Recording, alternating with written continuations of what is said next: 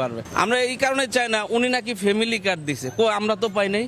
আমরা তো গরিব মানুষ, আমরা সিএনজি চালায় খাই, আমরা কি কার্ড পাইছি? নামগো টাকা দিছে, আবার কৃষক কার্ড দিছে। উনি কয়জন রে দিছে কৃষক কার্ড? উনি এই মুহূর্তে কেন এগুলা দিল? সময় তো আছে, পরে দিতে পারতো। এখন তো দেশের অবস্থা খুবই খারাপ, অর্থনৈতিক আর্থিকভাবে মানুষ এই দেশে অনেক সমস্যায় আসছিল। এখন আপনি এটা গুছায়া অর্থনৈতিকভাবে দাঁড় করাবেন, তারপরে আপনার মনের আশা, বিভিন্ন আশা পূরণ করবেন, মানুষের দিবেন, তাকে দিবেন। এখন তো আপনার দেশটাকে গঠন করতে হবে। গার্মেন্টস তেল পাচ্ছে না, গার্মেন্টস চলে না, গার্মেন্টস বন্ধ হয়ে যাচ্ছে। তো গার্মেন্টস বন্ধ হয়ে গেলে গার্মেন্টসের সাহেবরা যে চলাফেরা করতো সিএনজি দিয়ে, তারা তো এখন চলে না। আমরা কোত্থেকে যাত্রী পাবো? সাধারণ মানুষ কেমনে ক্ষোভ প্রকাশ করিচ্ছে, কেন সাধারণ মানুষের ক্ষোভ বাড়িচ্ছে? বিএনপি তো 3 মাস পার করিছে সরকারে, তো এই ক্ষোভের সাথে বিএনপির প্রথম 3 মাসের শাসনের কোনো সম্পর্ক আছে কি? কেন এই কথা কইতেছি, কারণ এই 3 মাসে বেড়াচেরা করে ফেলিছে বিএনপি, আরো বেড়াচেরা হবি সামনে। আমির খসরু ওই যে ইন্ডিয়ান মালডা অমিত শাহের সামনে কুজা হয়ে দাঁড়ায় থাকে না, পেন নাম করে, ওইটাই উই কইছে ইকোনমি ঘুইরা দাঁড়াইতে 2 বছর সময় লাগবে। আর অর্থনৈতিকভাবে একটা ভীষণ আমরা ঋণাত্মক অবস্থায় আছি। এখান থেকে প্রথমে আমরা এখান থেকে বের হতে হবে, তারপরে অর্থনীতি সামনের দিকে যাবে। আপনারা নিশ্চয়ই লক্ষ্য করেছেন, আমি বলছি 2 বছর সময় লাগবে অর্থনীতি ঘুরে দাঁড়ানোর জন্য। দেখেছেন 2025-এর জুন মাসে এই ইন্ডিয়ান মালটাই কইছিল এখান থেকে ঘুরে দাঁড়াইতে একটা নির্বাচিত সরকার হইতে হবে, কারণ দেশে নাকি মাজুল অবস্থা, রিজার্ভ নাই, ফরেন কারেন্সি নাই, এই নাই ওই নাই। ইন্ডিয়ান মালটা কইছিল বিএনপি ক্ষমতায় গেলে 18 মাসে কয়েক কোটি চাকরি সৃষ্টি করবে। ওরে জিগাইন তো, কথাটা কইছিল নভেম্বর 2025-এ, মানে নির্বাচনের 3 মাস আগে। তো সে আগেই জানতো তো দেশের ইকোনমি অবস্থা মাজুল, ওই তো নিজেই কইছে। তখন কইছিল যে কয়েক কোটি চাকরির বাস্তবায়ন পরিকল্পনা নাকি হয়ে গেছে। তাহলে এখন ইকোনমি ঘুরে দাঁড়ানোর কথা আসতেছে কেন? নির্বাচন হইলে তো সব ঠিক হয়ে যাওয়ার কথা, ঠিক কিনা? কয়েক কোটি চাকরির ব্যবস্থা করতে হবে। ইকোনমি কি অবস্থা আছে ওইটা আমাদের দেখার বিষয় না। বিএনপির লোকেরা আওয়াজ দিতেছে ইকোনমির অবস্থা খারাপ তো ইলেকশনের আগেই জানতা, এখন চিক্কর পারো কেন? বাংলার লুথার কিং এর অর্থ পরিকল্পনা উপদেষ্টা রাশেদ আল তিতুমি সাহেব একটা কথা বারবার কইতেছেন, বিদেশি সাংবাদিকদের কইতেছেন, দেশি মিডিয়ায় কইতেছেন। কথাটা হইলো আমরা একটা ভঙ্গুর অর্থনীতি পাইছি। হ্যাঁ, ইংরেজি যেহেতু কইছে তাহলে ঠিকই কইছে। বাংলায় হইতেছে আগের সরকার রেখে গেছে একটা ভঙ্গুর অর্থনীতি, দুর্বল প্রতিষ্ঠান, এবং তার ফলে স্থবির হয়ে পড়া বিনিয়োগ পরিবেশ। আগের সরকার তো প্রফেসর ইউনূসের সরকার। আচ্ছা, আমরা দেখবো নি প্রফেসর ইউনূসের সরকার কেমন ভঙ্গুর অর্থনীতি রেখে গেছিল। তো এই কথাগুলো কেন কইলো তারেক রহমানের মন্ত্রী উপদেষ্টারা? কেন কইতেছে অর্থনীতির কথা, এটা খারাপ অবস্থা, খারাপ, বারবার করে পেঁচার সারিন্দা বাজাচ্ছে কেন? বিএনপি 3 মাসে কেমন বেড়াছাড়া করে ফেলছে ইকোনমির অবস্থা। আসেন আল্লাহর নামে শুরু করি, ইকোনমির অবস্থা আগের সরকারগুলো আমলে কেমন ছিল। আমি হাসিনার সরকারের আমলের কথাও বিবেচনা নিতেছি, তাহলে বোঝা যাবে বিএনপি কেমন করিচ্ছে। হাসিনার আমলে IMF $4.7 বিলিয়ন লোন প্যাকেজ অনুমোদন করেছিল। IMF কিন্তু তখন বলে নাই অর্থনীতি ভঙ্গুর, বলছিল সংস্কারের যোগ্য, সেজন্যই লোন দিছে। হাসিনা 3 কিস্তি পাইছিল ওই লোনের। হাসিনা পলাইছে, ইউনূস বসছে। 11 মাস পরে IMF কি করলো? 2 কিস্তি একসাথে ছাড়লো এবং প্যাকেজ বাড়ায় 4.7 থেকে 5.5 বিলিয়ন করলো। IMF এর ভাষায় তখন IMF কইছিল বাংলাদেশের কর্মসূচির বাস্তবায়ন সামগ্রিকভাবে সন্তোষজনক হয়েছে। কঠিন রাজনৈতিক এবং অর্থনৈতিক প্রেক্ষাপট সত্ত্বেও অর্থনৈতিক ভঙ্গুর হইলে IMF 2 কিস্তি একসাথে দেয় না, উল্টা প্যাকেজ কেটে দেয়। তারপরে বিএনপি 17 ফেব্রুয়ারি ক্ষমতা নিল 2026-এ। 3 মাসের মধ্যে কি হইল? IMF $1.3 বিলিয়ন কিস্তি আটকে দিল। কেন? হাসিনার আমলে আটকায় নাই, ইউনূসের আমলে আটকায় নাই, বিএনপির আমলে আটকাইলো কেন? কারণ ইকোনমির অবস্থা জয় বাংলা হয়েছে। আমির খসরু কইছে না, এখনো সিদ্ধান্ত নেয় নাই IMF, আমাদের লোনের টাকা দিবে না বলে নাই। জুলাই মূল্যায়ন হবে নাকি? হুই ভাবিছে দিবি লোন, না দিবি না। IMF লোন দিবি না, IMF এর দরজা বন্ধের শব্দ দেন এডিটর সাহেব। IMF বন্ধ করে নাই দরজা, বিএনপি নিজেই বন্ধ করেছে, নিজে মারিছে। কেমনে? পরে দেখুন। তার আগে একটা ইকোনমিক্সের জন্য গুরুত্বপূর্ণ র্যাঙ্কিং দেখি, অর্থনীতির জন্য। এইখানে 3 মাসের তারেক রহমানের শাসনকালের ইকোনমির অবস্থা কি হয়েছে, বিদেশিরা কিভাবে দেখিচ্ছে, পশ্চিমা শক্তি কিভাবে দেখিচ্ছে, সেটা বোঝা যাবে। এই র্যাঙ্কিং বোঝার আগে কয়েকটা জিনিস জানা নেওয়া দরকার, তাইলে বুঝতে সুবিধা হবে। ব্যাংকে আপনি ধরেন লোন চাইলেন, ব্যাংক সাথে দিয়ে দিবে না। ব্যাংক আপনাকে লোন দিবে নাকি দিবে না, এটা নির্ভর করে আপনার ক্রেডিট রেটিং এর উপরে, মানে আপনি লোনটা শোধ দিতে পারবেন কিনা, এটাই হইতেছে আপনার ক্রেডিট রেটিং। বুঝতে চাও? ও দেখবে যে আপনি চাকরি আছে কিনা, ব্যবসা আছে কিনা, নিয়মিত আয় কত, সম্পদ কত আছে, অন্যরা আপনাকে লোন দেয় কিনা, লোন দিলে শোধ দেন কিনা আপনি, ইত্যাদি ইত্যাদি। তেমনি একটা দেশের জন্য ক্রেডিট রেটিং থাকে। দেশকেও ঋণ নিতে হয়, সব দেশকে নিতে হয়, সবচেয়ে ধনী দেশকেও নিতে হয় ঋণ, আমেরিকা জাপান ওদেরকেও নিতে হয়। পৃথিবীতে 3টা বড় ক্রেডিট রেটিং প্রতিষ্ঠান আছে যারা দেশের ক্রেডিট রেটিং দেয়, ফিচ, মুডিস, S&P। কোন দেশ থেকে ঋণ ফেরত পাওয়ার সম্ভাবনা কতটুকু, এটাই মূলত তারা পরিমাপ করে আর কি। তো এই রেটিং দেখে 4টা গুরুত্বপূর্ণ সিদ্ধান্ত হয় বিশ্বজুড়ে, সবাই সিদ্ধান্ত নেয় এই রেটিং দেখে সিদ্ধান্ত নেয়। 1 নম্বর সিদ্ধান্ত কে নেয়? আন্তর্জাতিক বিনিয়োগকারীরা সিদ্ধান্ত নেয় কোন দেশে টাকা ঢালবেন, বিনিয়োগ করবে। ভালো রেটিং মানে বিদেশি বিনিয়োগ আসবে, FDI বাড়বে, কারখানা তৈরি হবে, চাকরি তৈরি হবে। 2 নাম্বার, আন্তর্জাতিক ব্যাংকগুলো সিদ্ধান্ত নেয় বাংলাদেশ সরকার বা প্রাইভেট কোম্পানিকে কত সুদের ঋণ দেবে। রেটিং খারাপ মানে সুদের হার বেশি, বুঝেছাও? 3 নাম্বার, আমদানি রপ্তানিতে বাংলাদেশের LC মানে লেটার অফ ক্রেডিট, এটার শর্ত পাল্টাবে কিনা। রেটিং খারাপ মানে বিদেশি ব্যাংকগুলো বাংলাদেশের ব্যাংকের LC গ্রহণ করতে চায় না, বলে অ্যাডভান্স পেমেন্ট করো, কনফার্মেশন ফি বাড়ায়, মানে গার্মেন্টস, ওষুধ, ইলেকট্রনিক্স যা যা আমদানি করা হয় সবার খরচ বেড়ে যায়। 4 নাম্বার হইতেছে IMF, বিশ্বব্যাংক, ADB, এদের সিদ্ধান্ত ফিচের রেটিং একটা সূচক হিসেবে কাজ করে। ঋণের শর্ত এবং সহজলভ্যতা সবই প্রভাবিত হয় ফিচের রেটিং দিয়ে।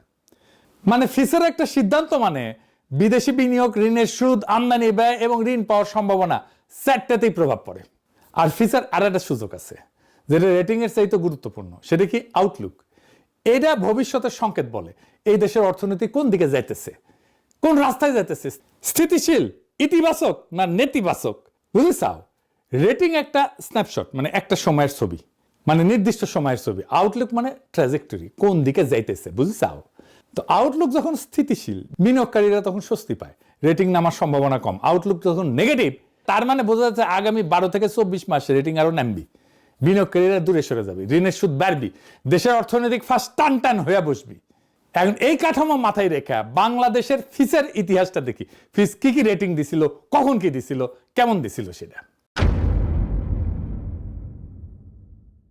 হাসিনার শেষ সময় 27 মে 2024 ফিচ রেটিং দিল, নামাইছিল BB- থেকে B+ নামাইছিল। প্লাস মানে বেশি না, খারাপ, কিন্তু আউটলুক রাখছিল স্থিতিশীল। IMF লোন দিছে।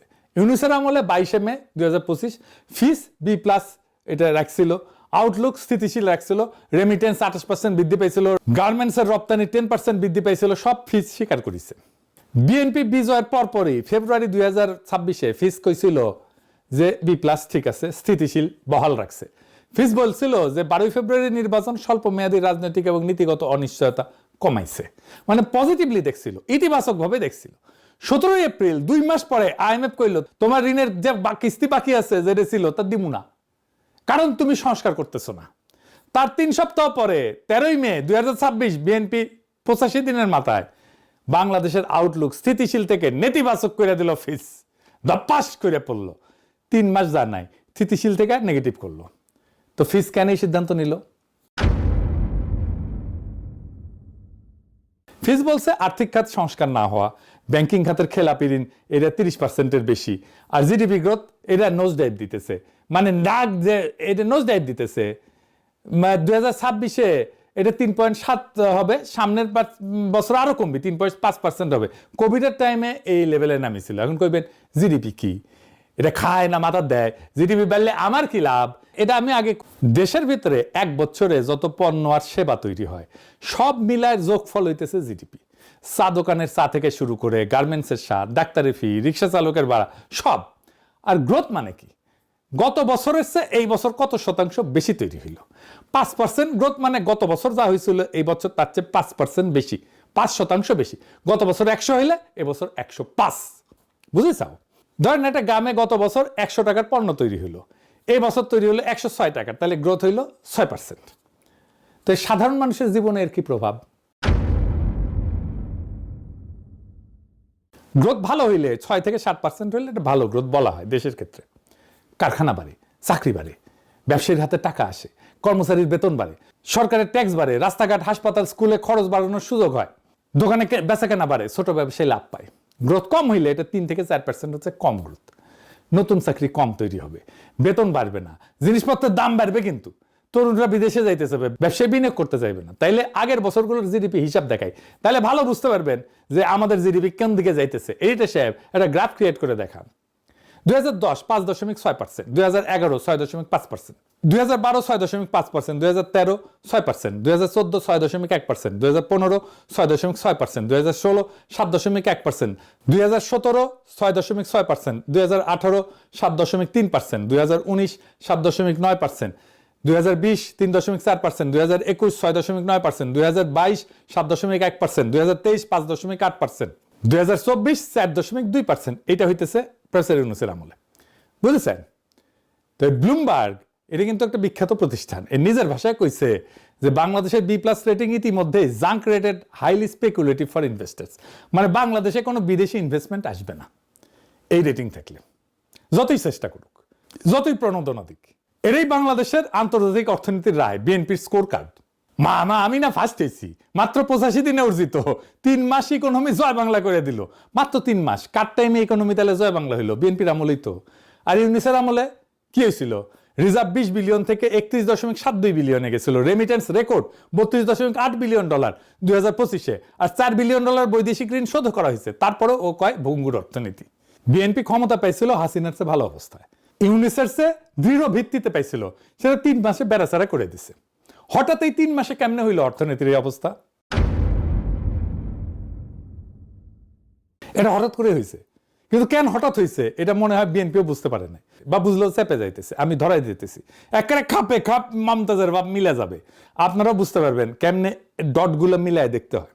মূল কারণটা IMF এর লোন না পাওয়া, আর IMF এর লোন পাওয়ার বিষয়টা যুক্ত সংসদে পাশ হওয়া একটা আইনের সাথে। আর সংসদে পাশ হয় আইনটা বিদ্যুতের ক্যাপাসিটি চার্জের সাথে যুক্ত। মাথা ঘুরতেছে, কই থেকে কই গেলাম। আপনাদের মনে আছে আমি আগের এপিসোডে কইছিলাম ইউনূস সরকারের অধ্যাদেশ করে কুইক রেন্টাল অধ্যাদেশ বাতিল করে 28 নভেম্বর 2024। সেইটা 10 এপ্রিল 2026-এ বিএনপি আইনে পরিণত করে, কিন্তু হুবহু না। প্রফেসর ইউনূস যেটা করছিল সেটা হুবহু না, একটা সুডো শয়তানি করে, একটা ছোট ক্লজ লাগায় দেয়। সেই ক্লজে আছে এই আইন বাতিল, কিন্তু আইনের অধীনে হওয়া সব চুক্তি বৈধ। বিয়া বাতিল, কিন্তু বাচ্চা যেটা হয়েছে সেটা জাউরা না, সেটা বৈধ। চুরি অপরাধ, কিন্তু চুরির মালটা বাসায় আছে চোরের, তা বৈধ। তার মানে আপনি যেহেতু ক্যাপাসিটি চার্জের চুক্তিকে বৈধ বলতেছেন, তাতে আপনি ক্যাপাসিটি চার্জ দিয়েই যাইবেন। তো ক্যাপাসিটি চার্জ নিলে সমস্যা কি? দিলে লাগে টাকা দিবে গৌরী সেন, সরকারি মাল দরিয়ামে ঢাল, তো আমাদের কি? IMF এর কি? এইখানে IMF এর সাথে লাগিয়েছে প্যাস। IMF এর কাছে বাংলাদেশ সরকার একটা প্রতিশ্রুতি দিছে, চলতি অর্থ বছরে বিদ্যুৎ ভর্তুকি সর্বোচ্চ 37,400 কোটি টাকা। এটাই সিলিং, এর চেয়ে বেশি দিতে পারবে না। আপনি IMF এর লোন চাইলে বিদ্যুৎ খাতে 37,400 কোটি টাকার বেশি ভর্তুকি দিতে পারবেন না। এখন জানেন তো বিদ্যুৎ